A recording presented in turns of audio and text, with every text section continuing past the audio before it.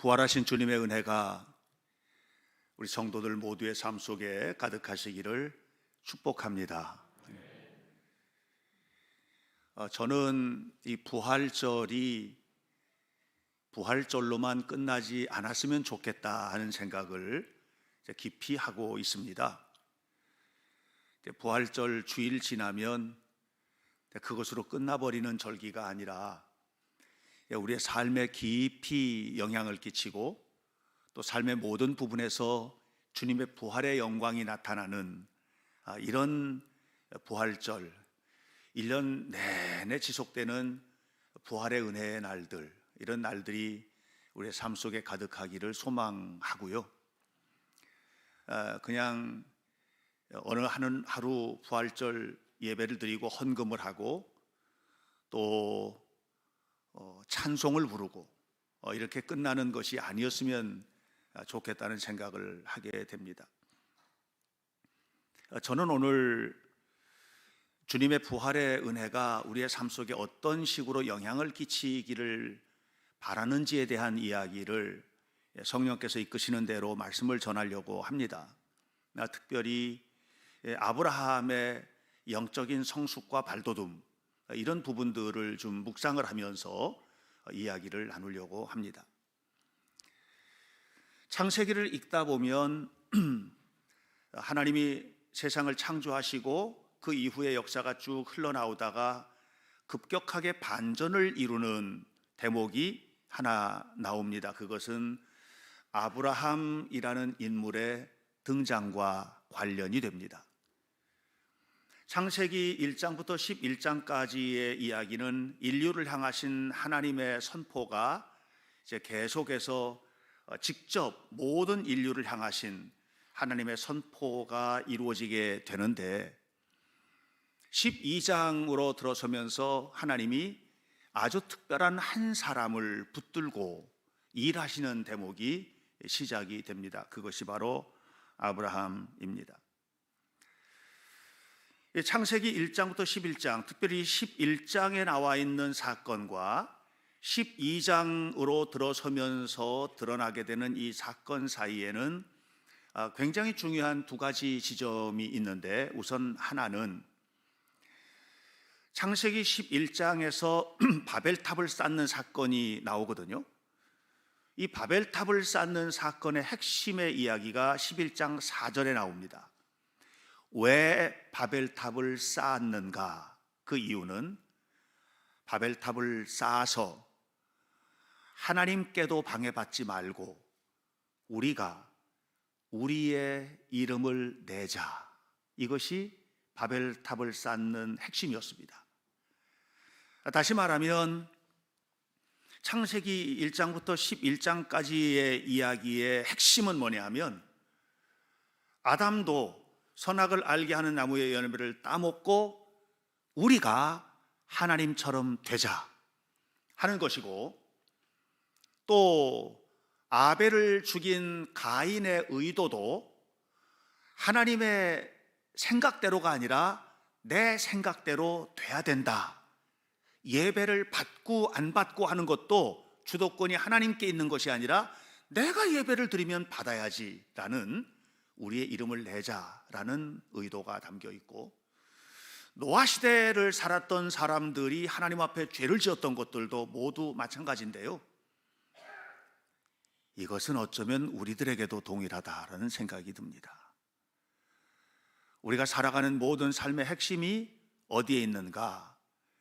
그것이 마치 창세기 11장 4절에 나와 있는 우리의 이름을 내자, 여기에 초점이 맞춰져 있는 것이 아닌가. 그런데 12장으로 넘어서면서 극적인 전환을 가져오게 되거든요. 하나님의 뜻이 무엇이고 하나님이 이끌어 가시는 삶이 무엇인지에 대한 관심, 내 이름을 내는 것이 아니라 하나님을 믿는 믿음의 삶이 중요하게 전환이 되는 이런 삶이 바로 창세기 11장과 12장 사이에 자리 잡게 됩니다. 또 하나는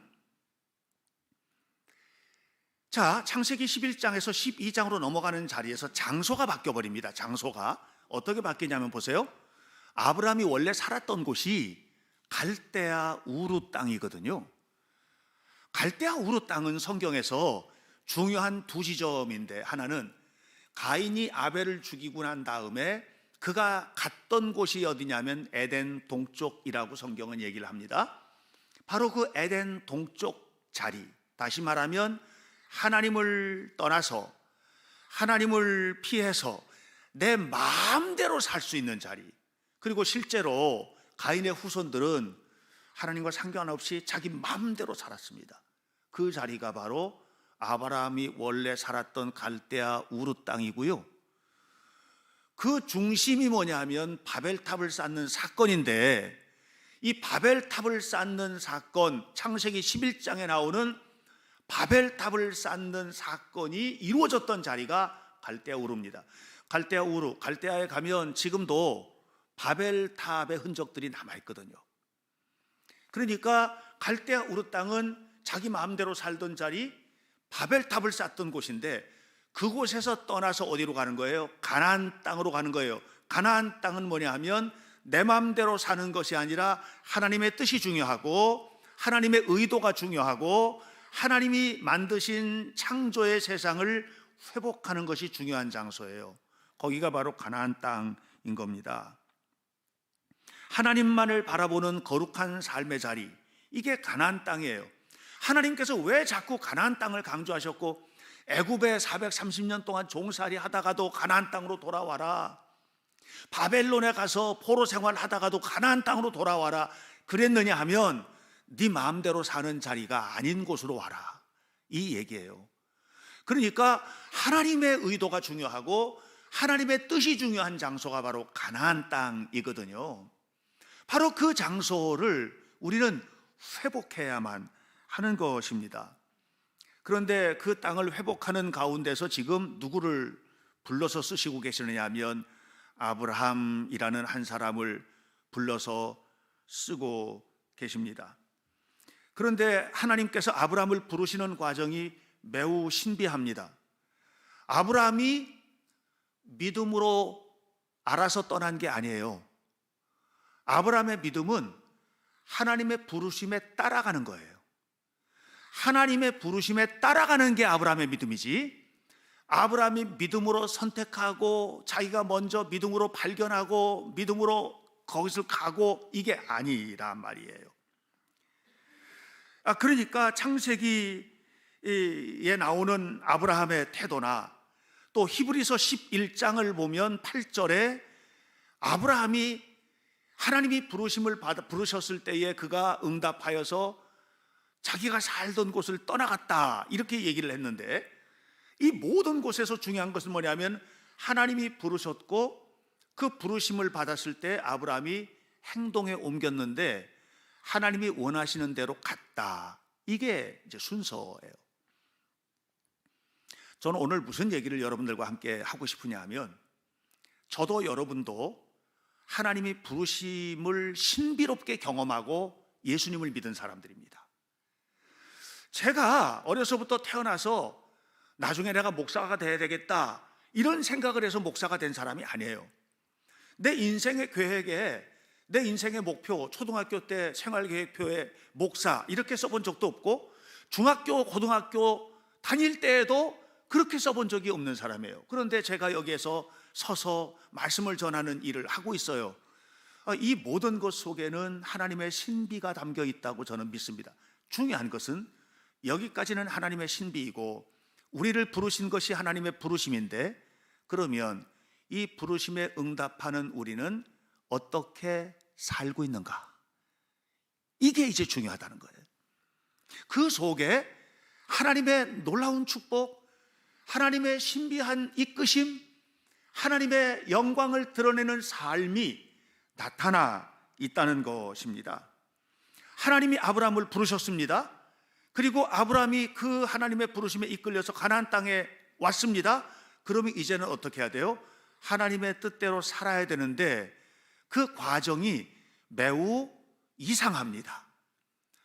두 가지 오늘 이야기를 여러분들에게 하려고 하는데, 첫 번째 하고 싶은 얘기는 뭐냐면, 아브라함이 하나님께서 말씀하셔서 지금 가나안 땅까지 왔는데 몸뚱이는 왔는데 마음은 안 온 거예요. 몸은 왔거든요. 몸은 와서 하나님께서 말씀하시는 그 장소까지 왔는데 마음은 여전히 갈대아 우르 땅에 살고 있던 그런 삶의 스타일대로 살고 있는 것이 문제인 것입니다. 하나님께서 아브라함을 75살 되던 나이에 느닷없이 선택하셨습니다. 그리고 창세기 12장 1절은 이렇게 말합니다. 여호와께서 아브라함에게 이르시되, 이때는 아브라함이 아니고 아브람입니다. 아브람에게 이르시되, 너는 너의 고향과 친척과 아버지의 집을 떠나 내가 내게 보여줄 땅으로 가라. 이렇게 말씀을 하셨습니다. 여러분, 고대 사회에서 집을 떠나는 거는요, 고향을 떠나는 거는요, 부모님을 떠난다는 것은요, 이건 자살 행위와 같은 것입니다. 이것은 너무나도 무지막지한 일이고 인생에 있어서 절대로 해서는 안 될 일입니다. 이것이 고향을 떠나고 친척을 떠나고 아버지의 집을 떠나는 거예요. 지금 우리 사회하고는 패턴 자체가 전혀 다른 것이거든요. 그런데 떠나라는 거예요. 자, 여기에서 중요한 게 있습니다. 창세기 12장 1절에 이렇게 말합니다. 너는 너의 고향과 친척과 아버지의 집을 떠나라. 이게 앞에 있어요.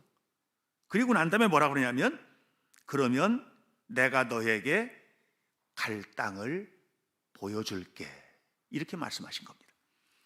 자, 아브라함이 가나안 땅을 향해서 출발할 때 가나안 땅에 대한 청사진, 가나안 땅에서 살아가야 될 삶의 여러 가지 요소들, 또 가나안 땅에서 어떤 일을 하고 또 어떤 집에서 살고 어떤 사람을 만들고 그 땅의 구조는 어떻고 문화는 어떻고 이런 거 아무것도 모르는 거예요. 지금 아무것도 모르고 하나님께서 그냥 떠나라, 그러면 보여줄게, 이렇게 말씀을 하십니다.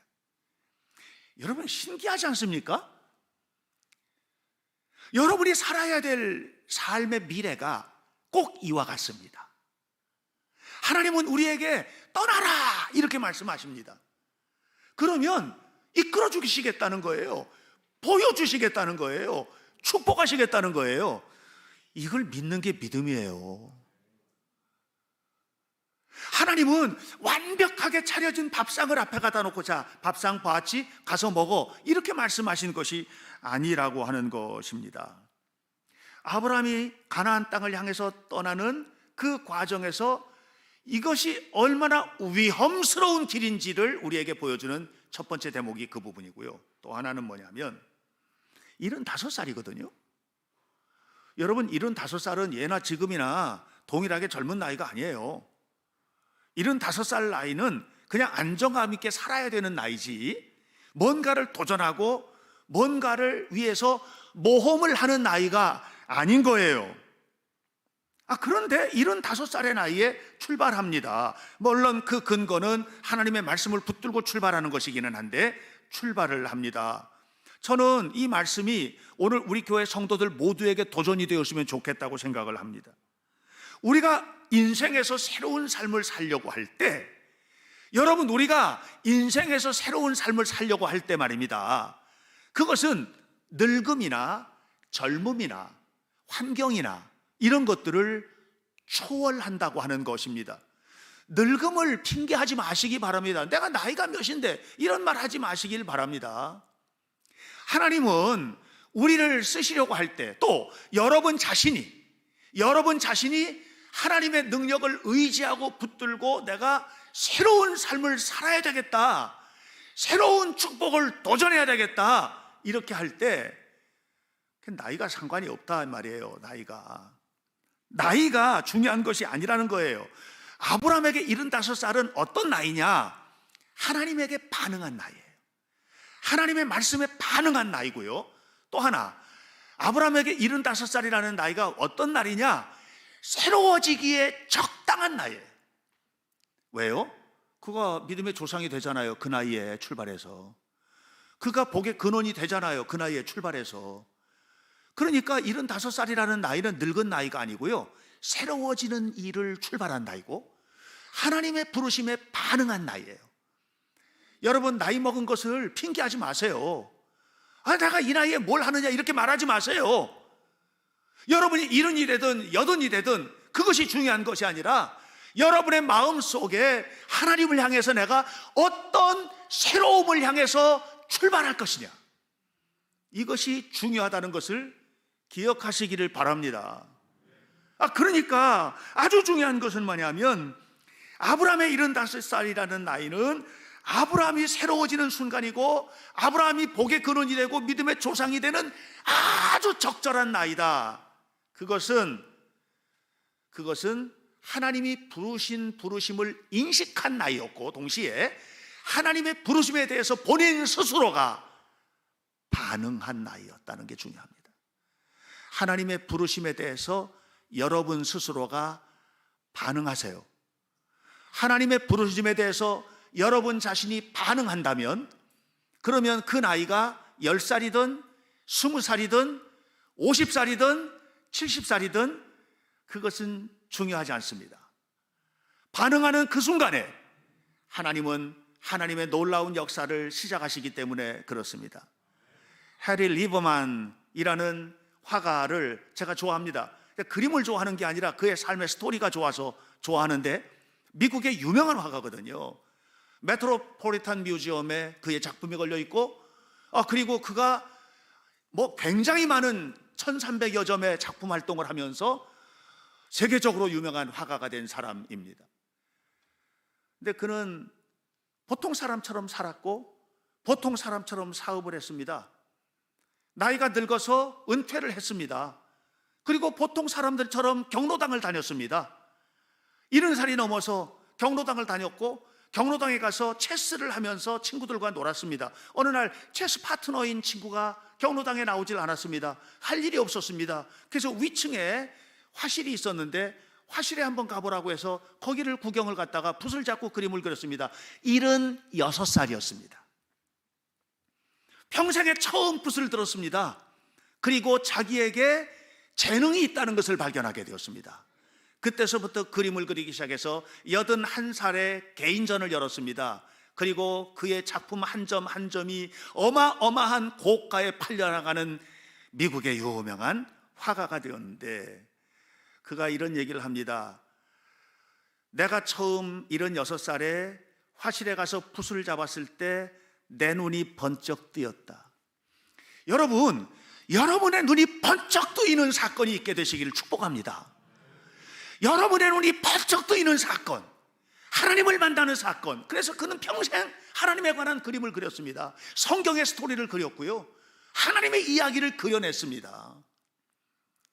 여러분, 우리가 하나님의 이야기를 그림으로 그리고 음악으로 노래하고는 아니어도 여러분의 삶에서, 여러분의 직업에서, 여러분의 재능을 통해서, 여러분이 할 수 있는 그 일을 통해서 눈이 번쩍 뜨이고 하나님이 열어주시는 축복의 길을 걷는 이 삶의 나이는 그 나이가 70이든 80이든 아니 그보다 더 늦은 나이여도 상관이 없다는 것이에요. 왜냐하면 하나님은 나이를 따라 부르시는 것이 아니라 눈이 번쩍 뜨이는 사람을 부르시기 때문입니다. 아브라함은 하나님이 아브라함아가 부르실 때 그가 응답했습니다. 그리고 갈 바를 알지 못하고 나아갔다고 그랬습니다. 어디로 가야 하는지를 모르지만 하나님 앞에 전적으로 맡기고 그 길을 걸어간 것입니다. 그런데 그가 살았던 삶이 그가 그 이전까지 살았던 삶을 잘 보여주는 것이 하나가 있는데 그건 뭐냐면 그의 이름이에요.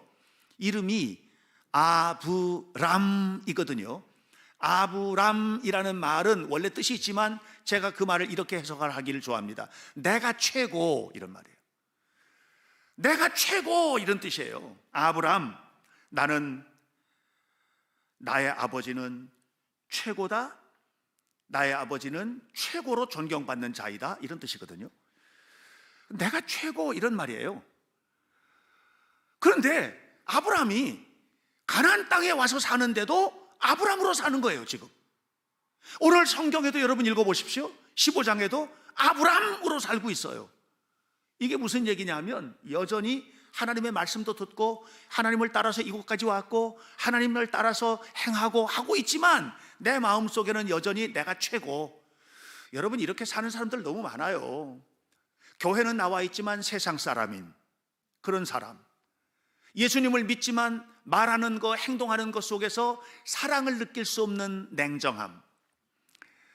어딜 가서 무슨 일을 하든 간에 그 일이 하나님의 뜻, 하나님 앞에 엎드려서 기도하고 살아가기보다는 여전히 아브라함, 내가 최고인 자존심과 나를 지키기 위한 노력으로 똘똘 뭉쳐진, 은혜스럽게 사는 것 같으지만 하나도 은혜롭지 않은 이 삶이 나의 모습 속에서, 여러분의 모습 속에서 여전히 발견되는 아브라함은 아닌지.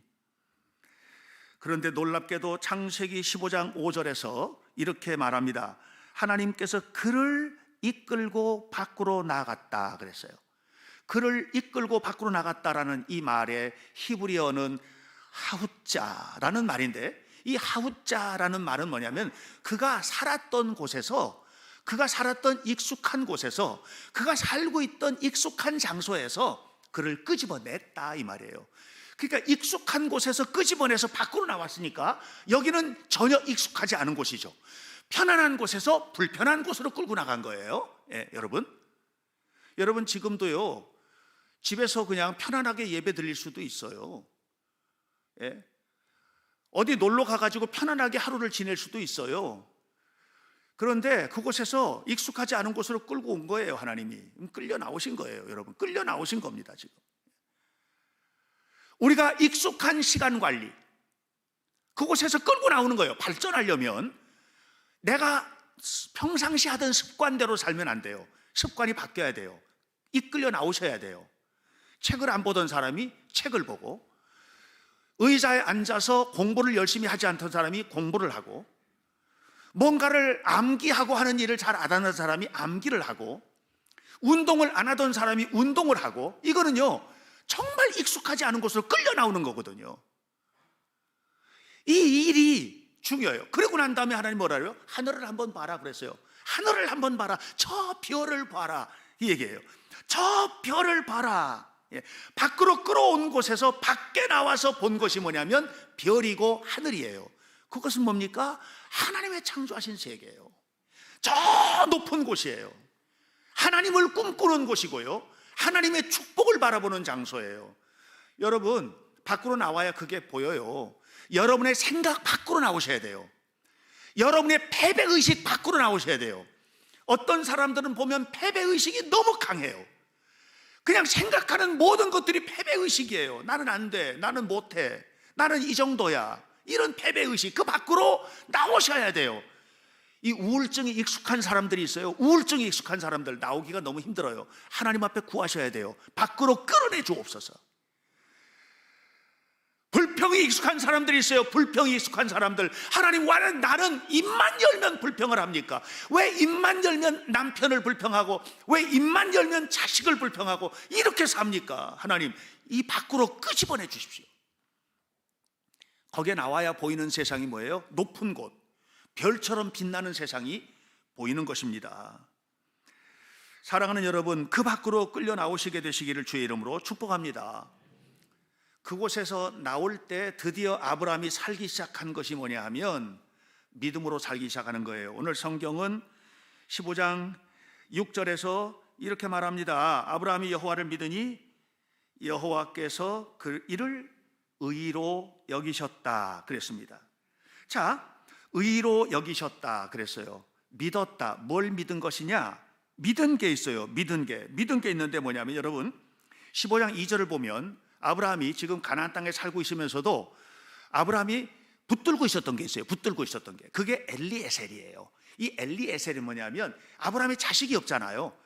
하나님께서 자, 너에게 별처럼 빛나는 자녀들을 줄게 그랬더니, 아니 됐습니다. 내가 지금 몇 살인데 됐습니다. 내가 붙들고 있는 것으로 충분합니다. 나 충분히 잘 살고요, 충분히 됐고요, 내가 지금 엘리에셀이 있는데 이 사람한테 내 자산 다 물려주면 되고요, 전혀 문제 없습니다. 이렇게 얘기합니다. 예. 다시 말하면 붙들고 있는 게 충분한 거예요. 근데 하나님은 말씀하십니다. 그 붙들고 있는 것을 놓고 나를 붙들었으면 좋겠다. 나를 붙들었으면 좋겠다. 이렇게 말씀을 하십니다. 그래서 15장 16절에 15장 1절 뒷부분에 이렇게 말합니다. 내가 네 방패가 되면 안 되겠느냐? 자, 또 이렇게 말합니다. 내가 너의 지극히 큰 상급이 되면 안 되겠느냐? 엘리에셀이 아니라, 네가 붙들고 있는 그것이 아니라 내가 주는 것을 네가 누릴 수 없겠느냐? 내가 주는 것을 누려라, 이렇게 말씀하시는 거예요. 여러분, 이것을 누리시기를 축복합니다. 여러분, 이것을 누리시기를 바랍니다. 온라인으로 예배하는 성도 여러분, 이 영상을 통해서 함께 예배하는 성도 여러분, 이곳에 모여있는 성도 여러분, 여러분들이 붙들고 있는 그것이 최고인 줄로 여기는 착각에서 벗어나서 주님이 주시기를 원하시는 그것을 붙들고 하나님 앞에 영광을 돌리고 감사하는 은혜스러운 성도들이 되시기를 축복합니다. 이게 믿음이라는 거예요. 이게 아브라함이 하나님을 믿으니 그랬어요. 이제 깨달은 거예요. 이제 아브라함으로 살지 않고 아브라함으로 살겠다는 거죠. 하나님께서 그 후에 이름도 완전히 바꾸어 주십니다. 사랑하는 여러분, 제가 이 말씀을 준비하다가 이런 생각을 했어요. 우리가 진짜 추구하는 게 뭘까? 우리 현대교회 다니는 성도들이 추구하는 게 뭘까? 하나님이 주시는 복을 추구하는 성도일까? 아니면 하나님을 추구하는 신앙일까? 착각하지 말고 잘 들으세요. 내가 진짜 원하는 것은 하나님이 주시는 복일까? 아니면 하나님 그분일까? 뭘 원하세요? 뭘 원하고 사세요? 정말 하나님을 원하고 사십니까? 아니면 하나님이 주실 복 때문에 여기 나오셨습니까? 진실로 하나님을 사모하고 하나님을 바라보고 사십니까? 그러면 하나님이 주시는 복이 진짜가 되는 거예요. 아니면 그 복 때문에 망해요. 솔로몬이 그렇게 망했잖아요. 저는 여러분 모두의 삶이 하나님께서 내게 주어주시는 내 손에 쥔 거 말고 이렇게 우러러서 바라볼 수 있는 저 놀라운 세계를 창조하신 하나님, 그 역사의 주님을 바라보며 하나님 앞에 살아가시기를 축원합니다. 이것을 위해서 여러분들은 편안한 곳에서 끄집어내서 하우자, 이곳으로 끄집어내시는 거예요. 지금 이 시간도 말씀을 듣잖아요. 이 시간에 전하는 말씀이 박행신 목사가 설교하는 거죠. 그런데 저나 여러분 모두가 다 하나님의 음성을 듣는 거예요. 왜 이 시간 이곳 이 강단에서 하나님의 말씀을 선포하게 하실까요? 그것은 내 생각이라는, 우리는 모두 다 내 생각을 가지고 있는데 내 생각이라는 익숙한 곳에서 빠져나와서 말씀을 듣고 생각을 조정하고 생각을 새롭게 하고 생각을 바꿀 수는 없겠느냐? 이렇게 물으시는 것입니다. 창세기 15장 6절은 말씀하십니다. 아브라함이 하나님의 놀라운 것을 발견하고 하나님을 믿으니 의로 여기셨다. 이것은 아브라함의 믿음이 아닙니다. 하나님이 본인을 믿어주시고 이끌어주시는 것에 대한 믿음입니다. 다시 말하면 아브라함이 하나님을 믿었다는 얘기는 뭐냐면 하나님이 아브라함을 믿고 끄집어내 주셨고, 하나님께서 아브라함을 믿고 복의 근원이 되게 해주시고, 아브라함을 믿고 믿음의 의를 아름답게 세워주셔서 믿음의 조상이 되게 하시는 그 놀라운 하나님의 능력에 대한 신뢰입니다. 나의 의지가 아니고 하나님이 이루신다는 약속에 대한 믿음입니다. 나의 신념이 아니라 하나님에 대한 믿음입니다. 여러분 모두가 다 이 믿음을 갖게 되시기를 바랍니다. 우리가 예수 그리스도의 부활이 뭡니까? 불가능한 것이 가능하게 된 현장이잖아요. 우리가 날마다 부활의 삶을 산다는 것은 무엇입니까? 하나님이 나를 사랑하셔서 나를 위해서 예수님 보내주셨고, 예수님을 보내주셔서 나의 죄를 위해서 십자가에서 죽게 하셨고, 이걸로 끝이 아니라 그분이 다시 살아남으로써 어떤 절망 속에서라도 하나님을 믿으면 된다라고 하는 믿음의 불꽃을 피워주셨다는 것을 믿는 거예요. 그러니까 이 믿음을 가지고 우리가 하나님 앞에 살아갈 때 하나님의 영광이 우리 속에 나타나게 되는 것입니다. 사랑하는 성도 여러분, 이제 아브라함은 아브라함으로 사는 것이 아니라 아브라함으로 살기를 원했습니다. 열국의 아비, 세상의 사람으로 사는 것이 아니라 하나님께서 보내주신 사람으로 이 땅을 살기 원했던 것입니다. 제가 좋아하는 미국의 정말 놀라운 여성 지도자가 있는데 메리 라이언이라고 하는 여성 지도자입니다. 이 메리 라이언의 짤막한 교훈 한 토막 때문에 우리나라에 얼마나 많은 여성 선교사님들이 이 나라 죽음의 땅, 조선시대 말기에 이 조선 땅은 죽음의 땅이고, 그리고 얼마나 많은 기독교인들을 죽였는지 가톨릭 박해로 말해서, 그래서 이것이 세계에 소문이 퍼지면서 그 땅은 가면 죽는 나라, 이렇게 생각하던 시대에 여성 선교사들이 들어오게 된 이유가 있습니다. 그 이유는 뭐냐면 이 메리 라이언의 한마디 연설 때문입니다. 그분은 마운트 홀리오크라고 하는 매사추세츠의 아주 유명한, 지금도 세계적인 학교인데 그 학교의 초대 교장을 지냈고 설립자였습니다. 이렇게 말합니다. If you're going to serve humanity, 네가 만약에 정말 인류를 위해서 봉사하길 원한다면, 하나님의 이름으로 가서 인류를 위해서 하나님의 보냄받은 사람으로 봉사하길 원한다면, go where, 가라. No one wants to go, 사람들이 가고 싶지 않은 곳에 네가 가라. And do what no one wants to do, 그리고 거기 가서 아무도 하고 싶지 않은 일을 네가 해라. 이것이 하나님의 백성들의 사는 삶이다, 이렇게 얘기를 했습니다. 우리는 하고 싶은 것만 하는데 익숙하잖아요. 가고 싶은 데만 가는데 익숙하잖아요. 그런데 지금 아브라함에게 하나님께서 행하신 일은 뭡니까? 거기서 끄집어낸 거예요. 하고자, 거기서 끄집어낸 거예요. 네가 하고 싶은 일만 하는 자리에서 끄집어내. 네가 가고 싶은 자리만 가는 것에서 끄집어내. 네가 하고 싶은 말만 하는 자리에서 끄집어내. 왜 가정에서 무너집니까? 내 생각대로 남편에게 요구하고 내 생각대로 자식에게 요구하기 때문에 아닙니까? 끄집어내. 그래서 하나님이 하고 싶은 말을 하고 하나님이 행하고 싶은 일을 행하는 그 자리로 가라. 그러면 너는 봐라, 하늘의 별처럼 빛나게 세워주겠다, 내가 약속한다, 이렇게 하나님 말씀하시는 겁니다. 그리스도의 부활을 믿는 사람은 그리스도의 부활을 믿는 성도답게 살아야만 합니다. 여러분의 익숙한 곳에서 나오십시오. 그리고 하나님이 기뻐하시는 곳으로 가십시오. 직장 생활도, 학교 생활도, 가정 생활도 그렇게 하십시오. 그러면 하나님의 놀라운 축복이 우리의 삶 속에 가득하게 열매를 맺게 될 줄로 믿습니다. 기도하겠습니다. 거룩하신 아버지 하나님,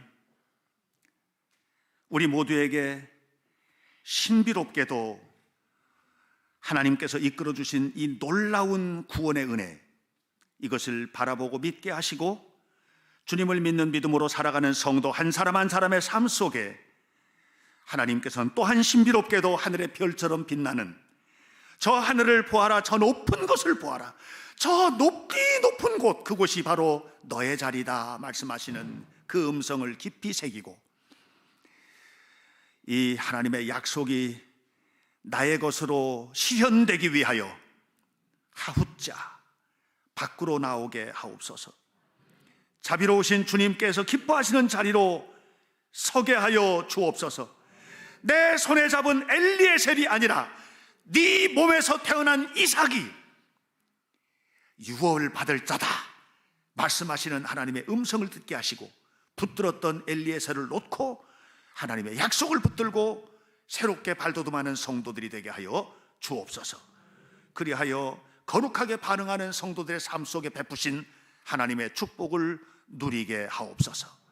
예수님의 이름으로 기도하옵나이다. 아멘.